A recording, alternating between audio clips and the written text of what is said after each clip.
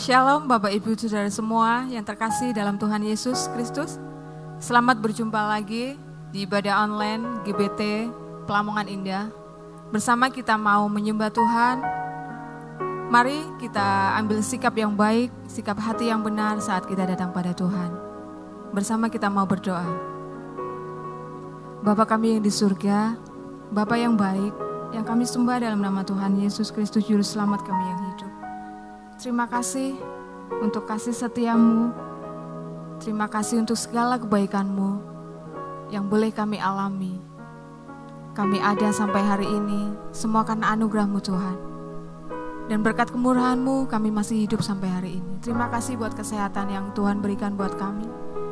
Saat ini kami mau bersyukur, menaikkan penyembahan kami di hadapanmu saat ini.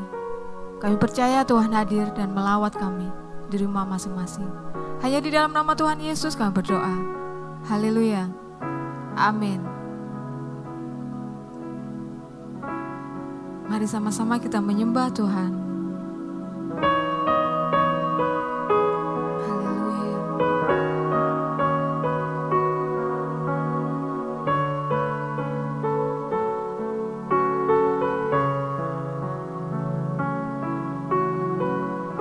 Musim akan selalu berganti, kasih Tuhan tetap abadi, tak akan berubah sampai selamanya. Ku tetap percaya, ku yakin Tuhan memberkati. Ku yakin Tuhan melindungi. Burung di udara Tuhan pelihara karena kasih-Nya. Tuhan selalu menolongku, selalu menjagaku. Sehelai di rambutku tak akan terjatuh tanpa seizin-Mu. Tuhan selalu menolongku, selalu menjagaku. Dia mengenyangkanku dan peliharaku seumur hidupku. Terima kasih Tuhan, Kau yang selalu ada di setiap musim hidup kami. Kasih-Mu terus mengalir, setia-Mu tak pernah habis. Musim akan selalu berganti,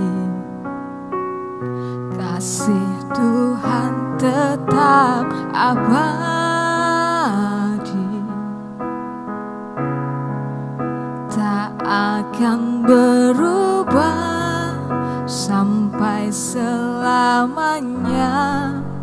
Ku tetap percaya,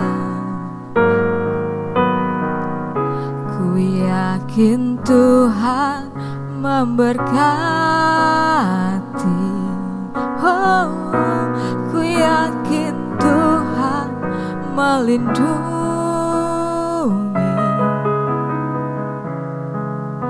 Burung di udara Tuhan pelihara karena kasih-Nya.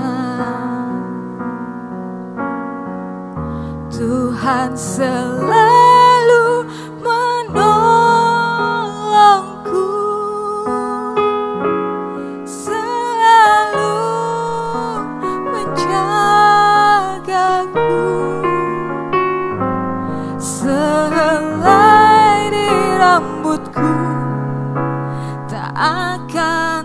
terjatuh tanpa seizin-Mu. Tuhan selalu menolongku, selalu menjagaku. Dia mengenyangkanku dan peliharaku seumur hidupku. Tuhan selalu menolongku, selalu menjagaku.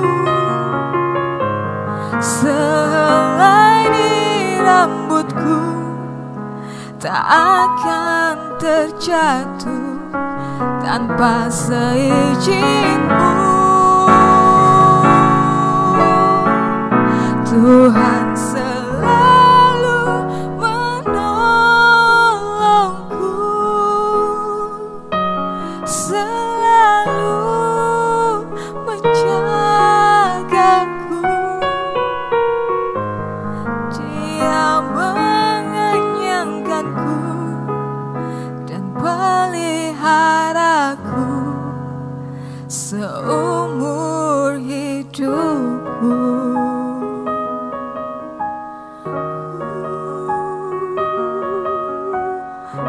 Terima kasih Tuhan.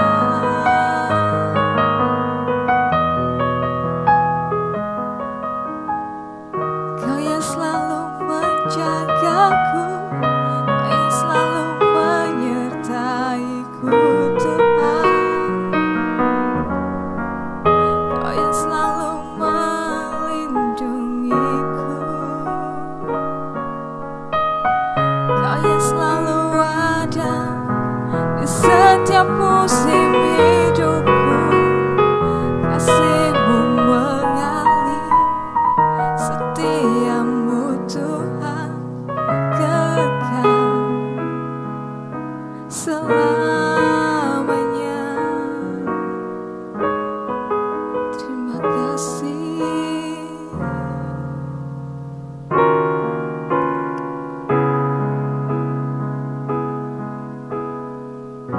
Tuhan selalu menolongku, selalu menjagaku. Sehelai di rambutku tak akan terjatuh tanpa seizin-Mu. Tuhan selalu menolongku,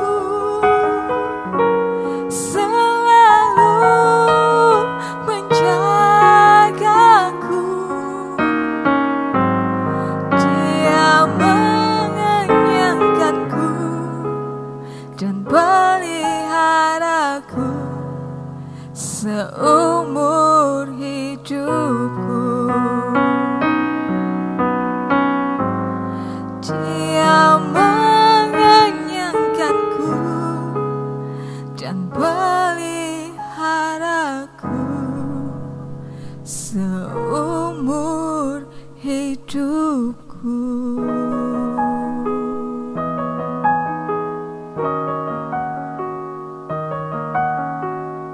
Terima kasih Tuhan.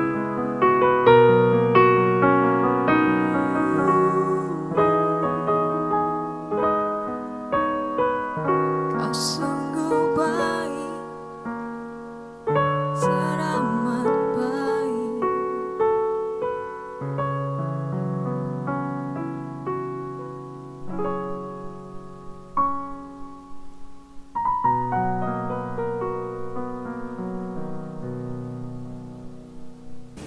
Shalom Bapak Ibu Saudara sekalian. Puji Tuhan, kita akan awali terlebih dahulu dengan berdoa ya. Bapa kami yang di surga, kami datang kepada Engkau pada saat ini. Kami berterima kasih, kami masih dikasih hidup. Kami masih boleh ada bersama dengan keluarga yang kami sayangi dan yang menyayangi kami. Kami sangat bersyukur Tuhan. Kami juga berterima kasih kalau Tuhan menyertai, menjaga, melindungi kami sampai dengan hari ini. Kami juga berterima kasih buat segala berkat rezeki yang Tuhan berikan kepada kami di tengah-tengah masa yang susah ini. Kami dipelihara oleh Tuhan. Bapa di surga, saat ini kami bersama-sama minta kepadamu supaya Engkau berfirman kepada kami. Berkatilah kami dengan perkataanmu Tuhan. Ajarilah kami akan kehendak-Mu. Tunjukkanlah kepada kami isi hatimu, sehingga kami tahu melakukan apa yang menyenangkan Engkau.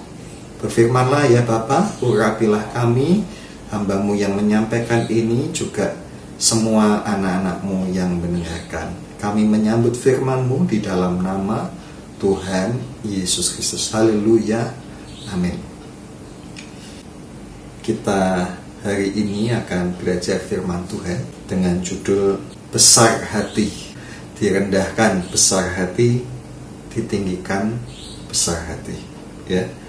Nah, saudara, tahukah Anda mengapa emas disebut logam mulia? Bukan karena harganya emas itu mahal ya saudara. Emas itu harganya mahal karena dia logam mulia. Ya. Tapi kenapa emas disebut logam mulia ya? Jadi logam mulia itu adalah logam yang tahan terhadap korosi dan oksidasi. Ya, tidak mudah mengalami korosi, tidak mudah mengalami oksidasi. Ya, tidak mudah berkarat. Ya, dan tidak mengalami perubahan sifat-sifat kimia. Ya, kita tahu kimia, sifat kimia emas itu ya tahan ya terhadap kondisi-kondisi. Ya, nah berbeda dengan emas ya, selalu kita bandingkan dengan besi misalnya. Besi bukan logam mulia. Kenapa? Karena besi itu mudah mengalami korosi, besi mudah mengalami oksidasi ya. Kalau kena asam atau basah, apalagi kena garam ya, besi akan berkarat ya dan mengalami perubahan sifat-sifat kimiawinya ya. Dia mengalami kerusakan ya, menjadi rapuh ya. Nah, itu yang terjadi pada besi ya. Berbeda dengan besi tadi ya. Emas sangat tahan dengan segala keadaan. Nah, saudaraku, kita beberapa minggu ini telah bicara tentang surat Yakobus ya, dan terakhir kita bicara tentang penderitaan atau pencobaan ya. Penderitaan adalah keadaan yang tidak menyenangkan. Pencobaan adalah kenikmatan-kenikmatan yang ditawarkan oleh iblis sehingga memancing kita untuk berbuat dosa. Nah, kalau seandainya Anda diminta untuk mengukur diri Anda sendiri, apakah Anda termasuk orang yang bisa tahan dengan keadaan-keadaan yang sulit? Atau sebaliknya, apakah Anda orang yang bisa menahan untuk tidak tergoda ya oleh godaan-godaan untuk berbuat dosa? Nah, kalau Anda bisa menahan keadaan-keadaan yang ekstrem itu tadi, saudaraku, maka dapat dikatakan Anda itu seperti emas ya. Anda adalah orang yang berharga di mata Tuhan ya. Anda punya nilai, punya harga yang sangat tinggi di mata Tuhan, sama seperti emas ya. Nah, hari ini saya ingin mengajak Anda untuk belajar menjadi pribadi yang punya nilai-nilai yang mulia di mata Tuhan, yang sama seperti emas, tahan terhadap segala kondisi ya. Tadi saya katakan emas itu kena kondisi apa? dia tahan. Beda dengan besi. Besi kalau kena asam atau kena basa, lawannya asam, atau kena garam, dia akan mengalami korupsi. Tapi emas tidak, saudara. Emas itu tahan, ya, dengan segala kondisi, ya. Kualitasnya tidak mudah berubah, ya. Bahkan sebaliknya, ya, apabila emas itu terkena api, kualitasnya bukan menurun, tapi malah bertambah, ya.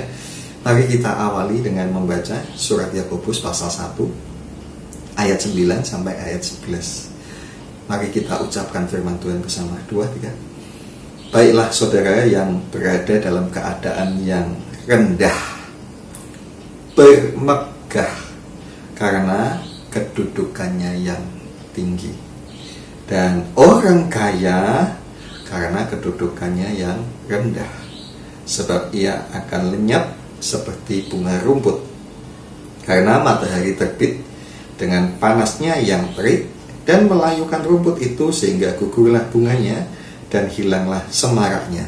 Demikian juga lah halnya dengan orang kaya, di tengah-tengah segala usahanya ia akan lenyap. Nah, saudara, ada beberapa catatan, ya, di ayat 9 itu, seperti yang Anda bisa lihat dalam slide, ya.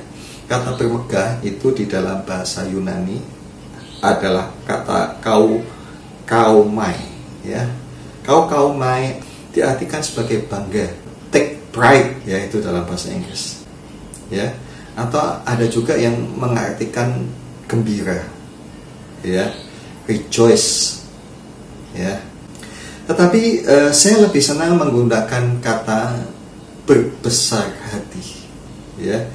Jadi kalau diterjemahkan mestinya bunyinya begini: baiklah saudara yang berada dalam keadaan yang rendah, berbesar hati karena kedudukannya yang tinggi. Nah, kita ingat surat ini ditulis oleh Yakobus, ditujukan kepada jemaat Tuhan, khususnya orang-orang Yahudi yang pada waktu itu terserak kemana-mana. Mereka terusir, harus melarikan diri dari tempat asalnya karena apa? Mengalami persekusi dan permusuhan karena mereka menjadi orang yang percaya kepada Tuhan Yesus. Kepada mereka ini, sekali lagi, Yakobus berbicara. Dan sebagian dari mereka yang menerima surat ini adalah orang-orang yang sejak dari mereka percaya sampai menerima surat yang Yakobus sampaikan itu, mereka adalah orang-orang yang miskin, ya. Mereka bukan orang yang punya, tetapi mereka adalah orang-orang yang miskin, ya. Bahkan mungkin sebagian dari mereka ini adalah orang-orang yang pernah mendengar khotbah Tuhan di bukit, ya. Coba kita melihat Matius 5 ayat yang ketiga. Kita baca, ya. Berbahagialah orang yang miskin di hadapan Allah, karena merekalah yang empunya kerajaan surga. Ya, Tuhan berkata berbahagialah orang yang miskin di hadapan Allah, karena merekalah yang empunya kerajaan surga, ya. Kalau Anda masih ingat apa yang pernah saya sampaikan, saya pernah mengatakan bahwa perkataan Tuhan berbahagialah orang yang miskin yang dikatakan Tuhan di atas bukit adalah jawaban Tuhan atas doa-doa dan ungkapan orang-orang Yahudi yang pulang dari pembuangan, ya. Kita tahu mereka mengalami pembuangan, ya. Mereka ditawan di Babel dan mereka menjadi tawanan dari kerajaan Media Persia. Dan sesuai dengan janji Tuhan, ya, mereka akhirnya kembali ke tempat asal mereka, ya. Tetapi ketika mereka kembali dalam keadaan yang miskin, ya. Tapi walaupun miskin, mereka ini punya kerinduan yang sangat besar untuk kembali kepada Tuhan, kembali untuk berbakti, ya. Karena itu mereka punya ungkapan begini, saudara, dalam bahasa mereka mengatakan hineni heani mimaas, yang artinya, saudara, ini aku, orang yang miskin, datang untuk melayani. Nah, saudaraku, jadi kurang lebih selama 5 abad mereka mengungkapkan doa-doa mereka kepada Tuhan, ya. Mereka katakan, ini aku Tuhan, orang yang miskin, datang untuk melayani Engkau, ya. Doa itu kemudian dijawab ketika Tuhan Yesus berdiri di bukit di dekat Danau Galilea. Tuhan berkata kepada mereka, berbahagialah orang yang miskin di hadapan Allah, karena merekalah yang empunya kerajaan surga. Ya, nah saudaraku, ayat ini ketika saya pelajari lebih mendalam di dalam bahasa aslinya, semestinya ada tambahan. Ya, jadi mestinya diterjemahkan begini: berbahagialah orang yang miskin di hadapan Allah, karena mereka akan menjadi yang empunya kerajaan surga. Kenapa saya mengatakan begitu? Karena di dalam bahasa aslinya kata yang dipakai itu mempunyai modus indikatif, artinya sesuatu yang berpotensi terjadi, artinya berpotensi menjadi yang punya kerajaan surga. Ya, masih merupakan potensi sebenarnya. Nah, dari hal itu kita kemudian coba memahami, ya, ketika Tuhan berkata kepada orang-orang yang miskin ini dan mereka percaya kepada Tuhan, mereka menjadi pengikut Tuhan, apakah kemudian Tuhan menjadikan mereka orang-orang yang kaya? Ya, mereka dilimpahi dengan kekayaannya berlimpah-limpah?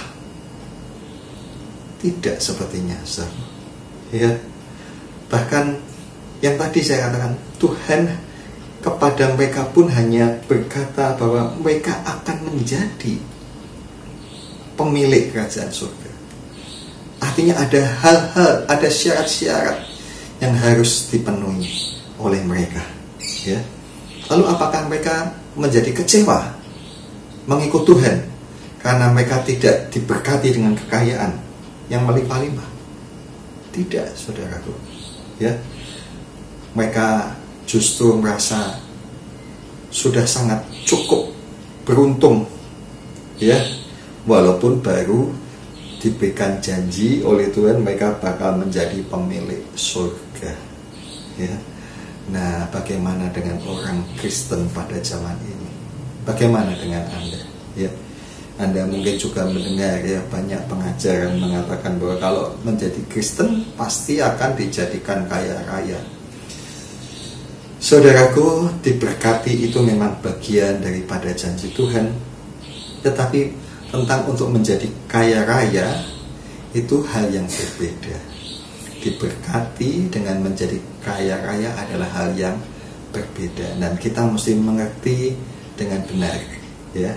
Karena itu, saudaraku, ya, seandainya saat ini Anda, ya, masih ada di dalam keadaan yang mungkin tidak seperti orang lain yang berlimpah-limpah dengan kekayaan, menurut firman Tuhan ini dan dari teladan anak-anak Tuhan di dalam surat Yakobus ini, marilah kita menjadi pribadi yang tidak kecewa. Ya, karena apa? Karena sebenarnya yang Tuhan mau berikan kepada kita itu jauh lebih besar daripada sekadar kekayaan di dunia ini, yaitu apa? Menjadi pemilik kerajaan surga.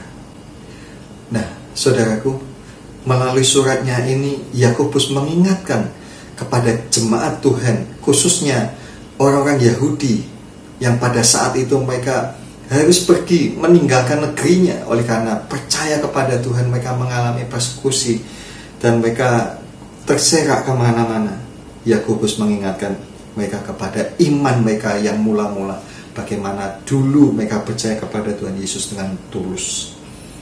Yakobus mengajak mereka untuk berbesar hati, ya, seperti iman yang mereka yakini sendiri bahwa mereka mempunyai kedudukan yang tinggi di hadapan Tuhan, walaupun memang realitas yang mereka hadapi adalah penderitaan. Ya, penderitaan mereka belum berakhir, bahkan penderitaan mereka bertambah setelah mereka mengikut Tuhan. Ya, mereka harus meninggalkan tempat asal mereka. Ya, kehilangan rumah, kehilangan ladang, mungkin kehilangan pekerjaan, kehilangan sanak famili, ya, hidup di negeri asing. Oleh karena mereka percaya kepada Tuhan, mereka mengalami semuanya itu, tapi mereka tetap percaya. Luar biasa, bukan? Mengagumkan iman mereka ini, ya. Nah, bagaimana dengan kita, Bapak Ibu Saudara?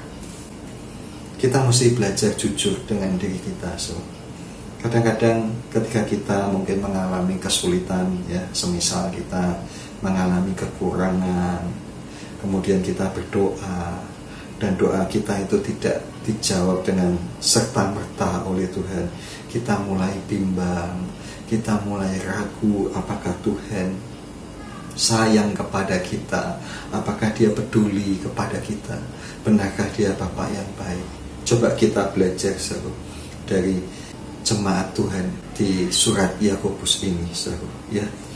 Nah, selanjutnya saudaraku, kita lihat ayat yang ke-10. Coba kita ulangi, ya.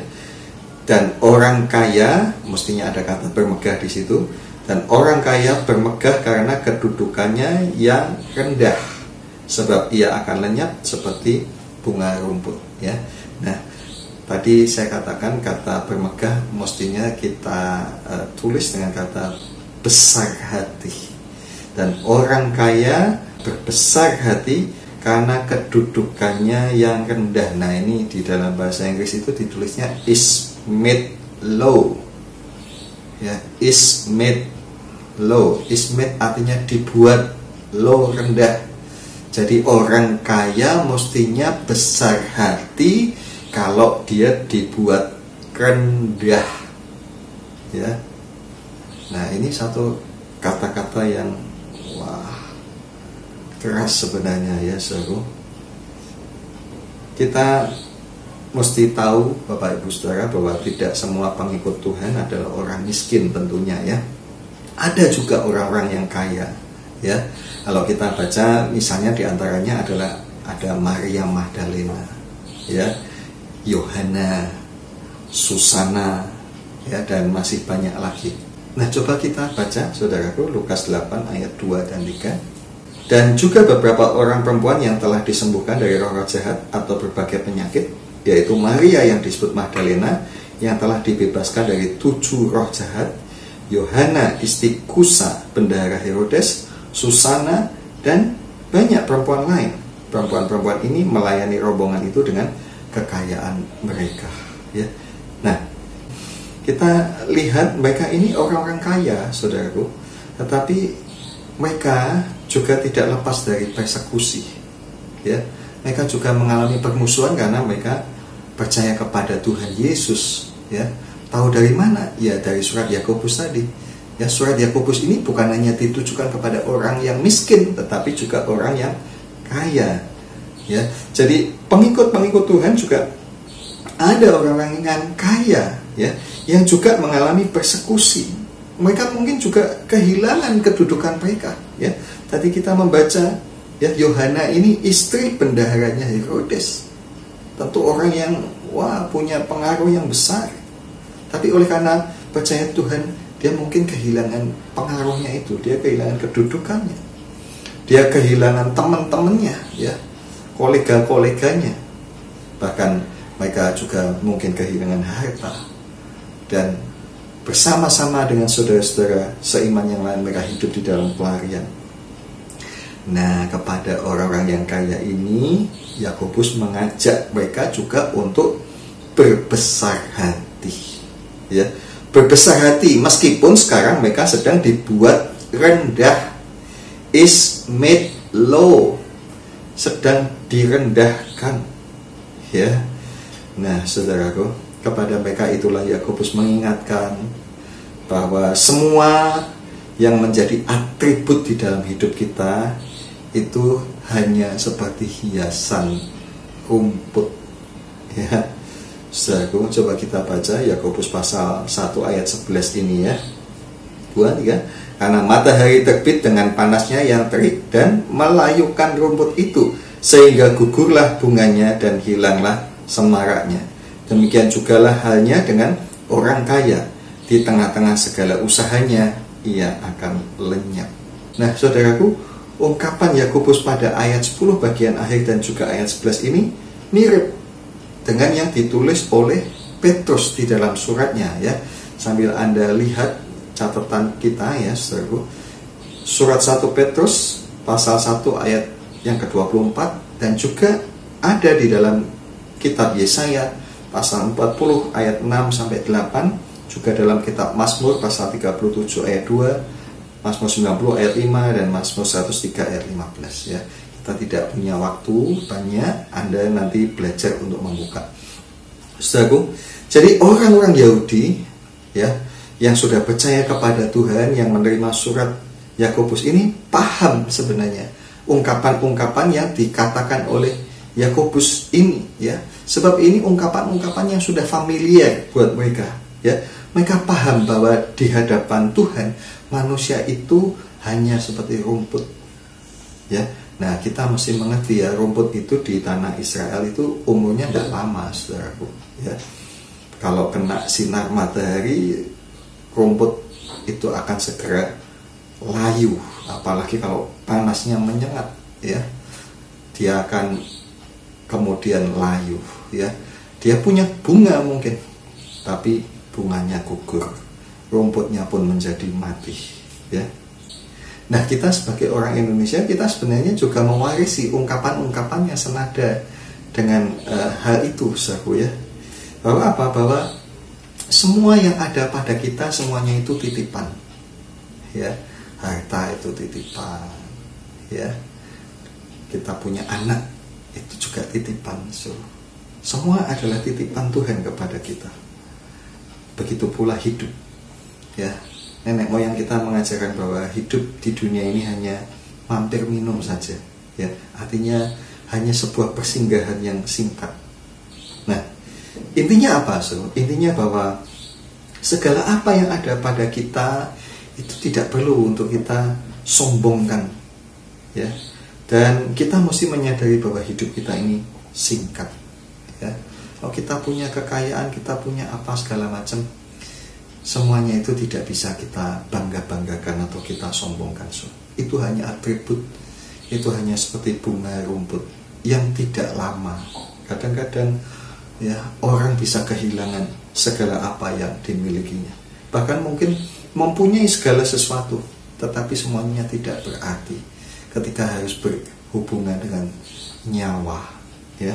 Seperti yang kita lihat saat ini, banyak orang yang sakit dan tidak sedikit yang meninggal ya.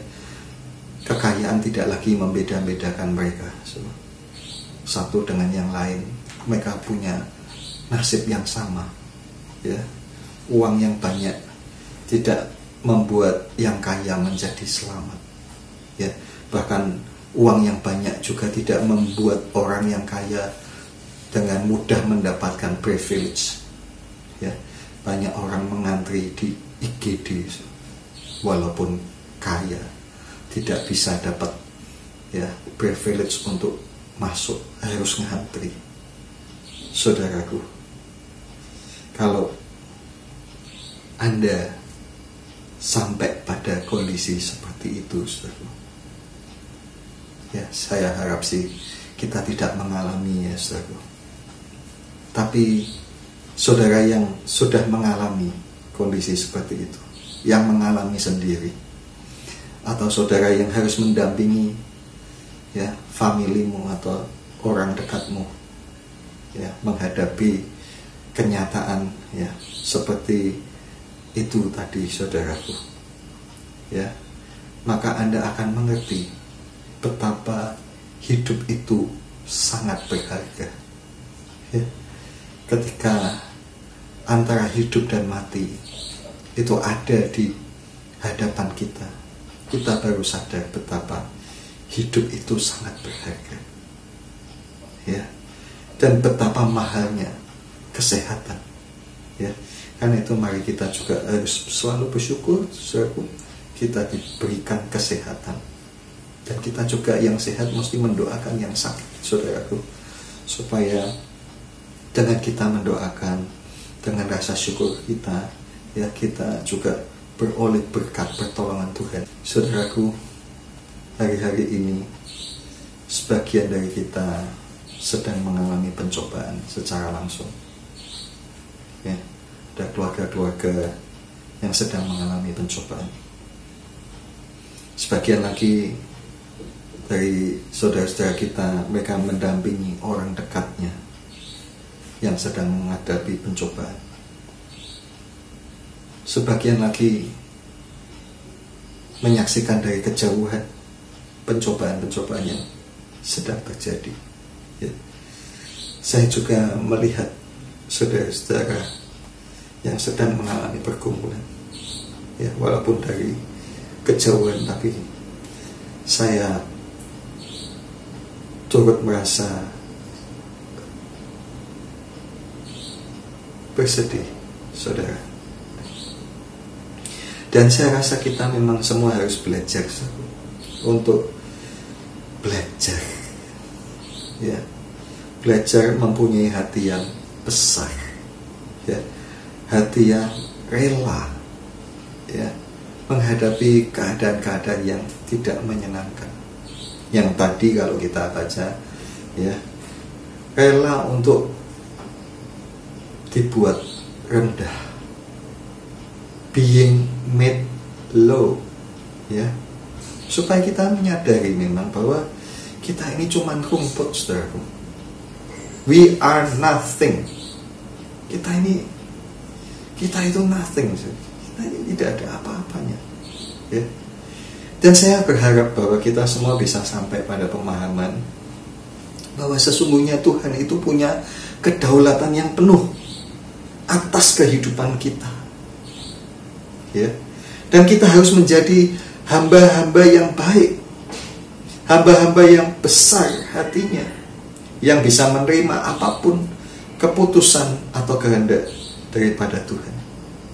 Ingat kembali yang tadi kita dengar, jemaat Tuhan, orang-orang Yahudi yang ada di perantauan, yang dari awalnya mereka miskin, mereka ikut Tuhan, mereka tidak jadi kaya, mereka tetap dalam keadaan mereka yang miskin, tapi mereka tetap percaya kepada Tuhan dan mereka bersyukur, bahkan mereka berbesar hati bahwa mereka akan menjadi pemilik surga. Luar biasa.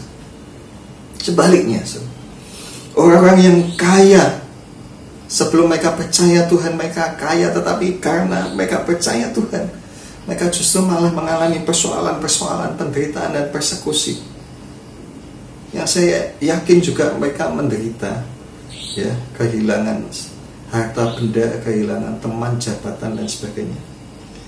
Mereka juga berbesar hati dan tidak menjadi kecewa karena mereka tahu mereka adalah rumput, ya.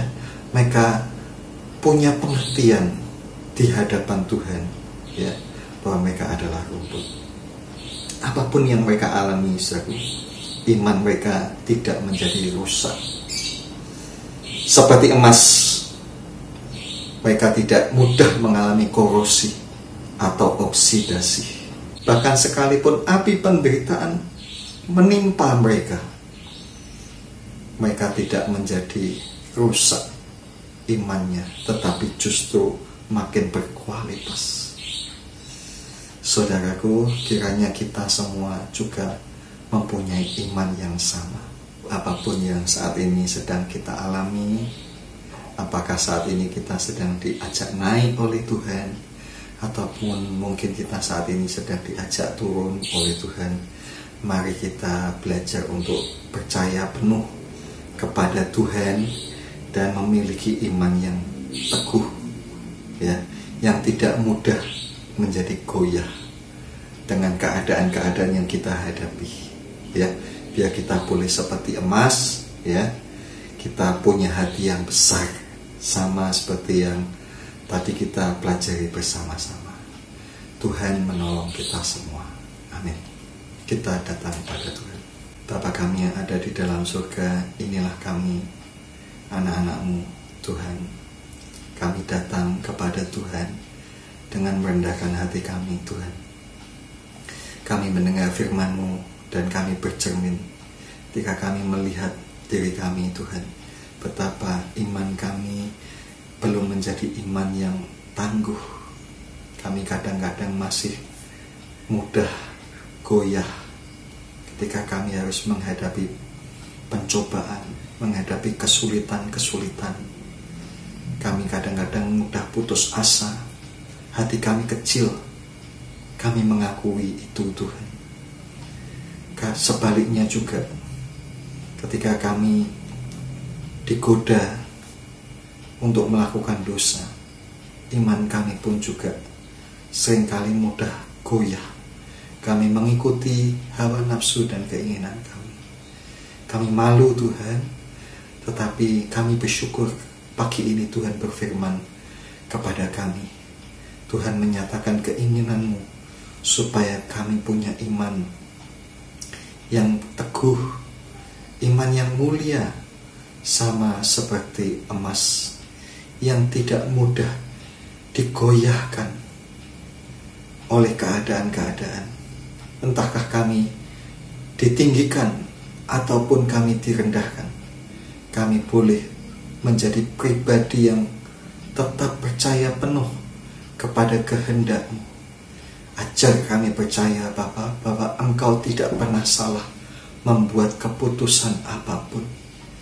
Dan saat ini Tuhan, kalau mungkin beberapa di antara kami sedang menanggung penderitaan, hamba-Mu berdoa supaya Tuhan juga menguatkan, supaya Tuhan juga memberikan hati yang besar kepada kami semua, memberikan juga kepada kami iman, percaya, dan pengharapan yang teguh bahwa Tuhan itu baik adanya. Apapun yang Tuhan lakukan adalah yang terbaik bagi kami. Terima kasih Tuhan menolong kepada tiap-tiap kami seturut apa yang kami semua perlukan masing-masing. Terima kasih Bapa. Kami mendoakan saudara-saudara kami yang sakit, supaya Tuhan memberi kekuatan kepada tubuh mereka, dan juga kesembuhan, pemulihan. Berikan kesembuhan kepada mereka, berikan kemenangan kepada mereka. Kepada saudara kami yang kehilangan, kami juga doakan supaya mereka, Tuhan, berikan kekuatan, penghiburan, dan juga pengharapan. Nyatakan kehadiran-Mu mendampingi mereka ya Bapa. Terima kasih Bapa yang baik. Tuhan, kami mohon Tuhan terus menjaga, melindungi, dan menyertai kami. Dan kami juga mempersembahkan segala rezeki kami untuk pekerjaan Tuhan.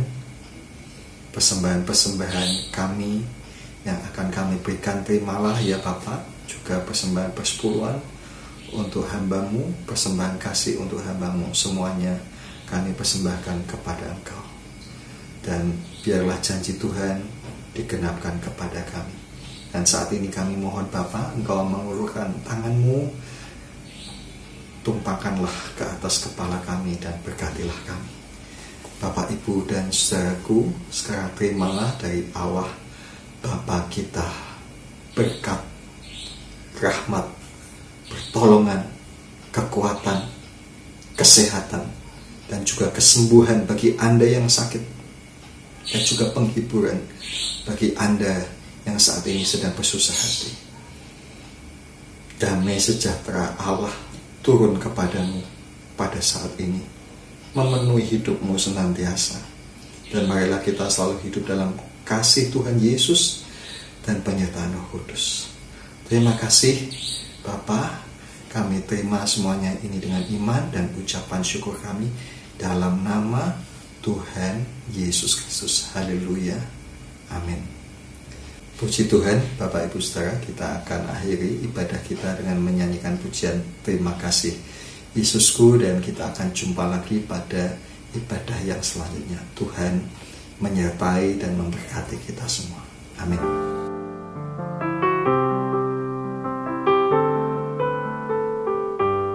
Terima kasih Yesusku, terima kasih Yesusku, puji syukur hanya bagi Tuhanku. Terima kasih Yesusku, terima kasih Yesusku, puji syukur hanya bagi Tuhanku.